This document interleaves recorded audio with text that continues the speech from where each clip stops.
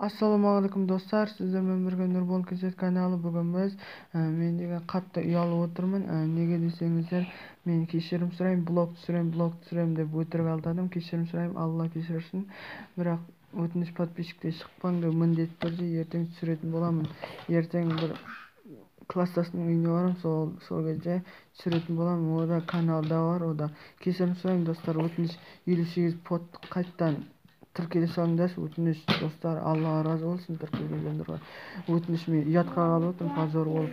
Кешірім сұраймын әрине. Менікі де дұрыс емес, сіздердікі дұрыс шығар. Мен блог түсіремін деп асық өтірік алдап кеттім. Кешіріңдер достар. Енді осы ең уәде беремін, енді қайталанбайды. Уәденің аты уәде. Ертеңнен бастап ініммен бірге блог түсіретін болам. Одан кейін посылка ашамыз, анам Алиэкспресстен ба содан заказ беремін. Соған қандай затқа заказ берсем болады, соны осы видеоның комментарийға қалдырып кетеміз.